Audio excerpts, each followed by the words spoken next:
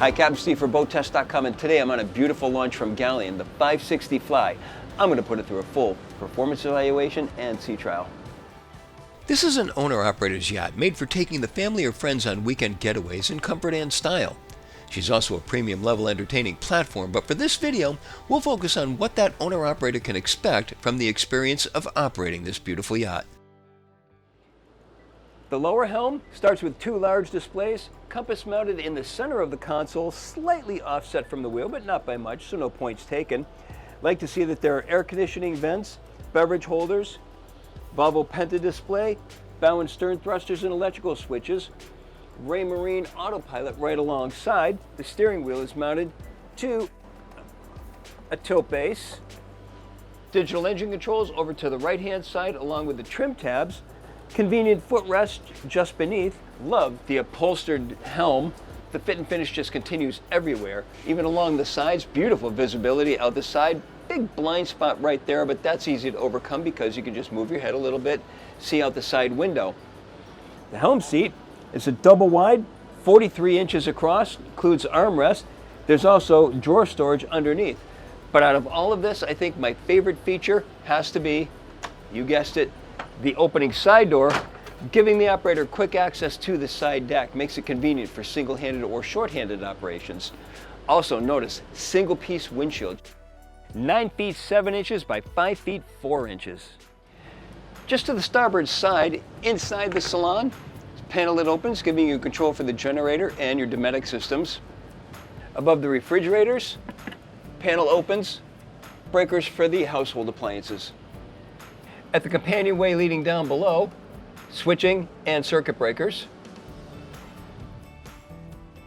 The flying bridge helm, starboard side mounted, two large display screens, compass in the center of the console rather than in line with the helm. Steering wheel is mounted to a tilt base. Volvo Penta display alongside on the bow and stern thruster, and then the Raymarine autopilot. There's a VHF, then waterproof electrical switches, and a Fusion stereo. Digital engine controls are on a separate platform that comes out and makes it convenient to work the controls from the seated position. Trim tab controls are just behind. The helm seat is 37 inches wide and it's in a fixed position. Beverage holder is integrated into the starboard side armrest. Now let's go to the bow to see how Galeon handles ground tackle. Two hatches up at the bow give us access to the chain locker, the anchor roller. The windlass is located just behind. A remote control spotlight is pedestal mounted to the port hand side. Now while this is an owner-operator's boat, there are still times when it's nice to bring her work around long trips to handle the chores, cleaning, the oil changes, or other times we may have extra guests on board. In either case, there's space for crew on the 560 Fly. There are crew quarters accessed from a door at the transom. Let's take a look at that. So we're set up for a crew of two. We've got over-under berths in an L-shaped fashion. There's a refrigerator underneath the upper berth. Small galley just against the transom. Nice fit and finish. There's still Alcantara suede here. Window at the transom, nice lighting. Head is over to the starboard side, and it is a wet head as expected. It's a combination washer dryer. Microwave is just alongside the door to the engine room, and then, of course, the watertight door to the engine room. Let's check that out. Well, we've got stooping headroom, 4 feet 5 inches from deck to the overhead, 2 feet 4 inches between the two engines. Here the mains are 725 horsepower Volvo Penta D11s. We can go up to 900 horsepower. These are direct shaft drive engines, so you don't have to worry about maintaining pond drives. Fuel tanks are to both sides, 290 gallons each, 1,000 liters. And they're made out of 316 stainless steel. 17 kW generator, hot water heater just above. Batteries are located to the sides and over to this side as well. Notice there's a stainless steel ladder for access from the cockpit, so in sloppy conditions, you don't have to go through the transom. Extraction fans are in the corners. To the forward bulkhead, electrical, battery switches, firefighting system, and the two fuel filters. One for each engine. The Galeon 560 Fly has a length overall of 58 feet 1 inch, a beam of 15 feet 7 inches, and a draft of 4 feet 6 inches. With an empty weight of 53,432 pounds, 80% fuel, and 3 people on board, we had an estimated test weight of 57,862 pounds.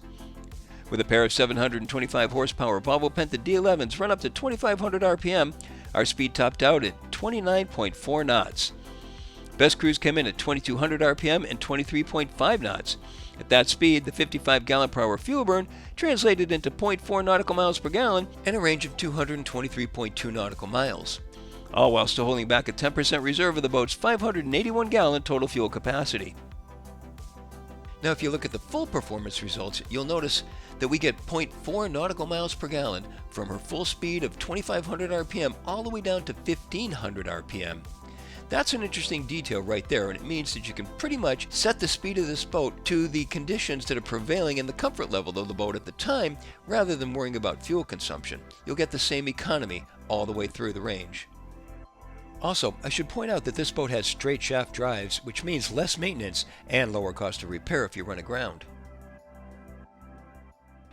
The handling characteristics of the 560 is very yacht-like. It's a heavy boat, and it feels like a heavy boat. Nothing happens fast, and you don't want it to. But if you really start muscling it around, I can get it to turn around in short order, but that's not the way to drive this boat. Drive it straight, drive it true, and it feels really nice that way. Sadly, I didn't have any conditions that were going to test how she handles in heavy sea conditions. Even if I went offshore, it was flat calm out there today, so we stuck to the intracoastal.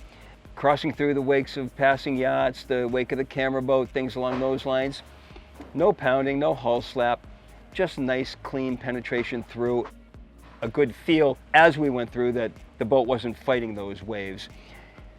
More to the point, however, was handling it in close quarters. I mean, bringing the boat out of this dock, tight space, maneuvering it on the engines, didn't really use the thrusters much at all, but I did a little bit. And then coming out through this narrow fairway, not much room on either side, and it handled really nicely. So she's really responsive to the throttles and to the steering.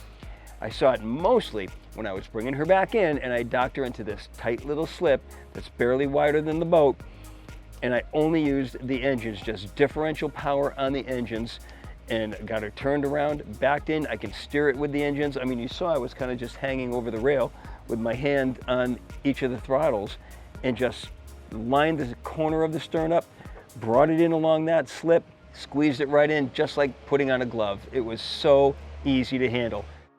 Remember, this is a straight shaft drive, not IPS and no joystick, and it doesn't need one. The bow thrusters are plenty of help if needed. This is an ideal owner-operator's boat. Got crew quarters, but you know what I would use the crew for? Cleaning, changing the oil, that kind of stuff that I don't want to do.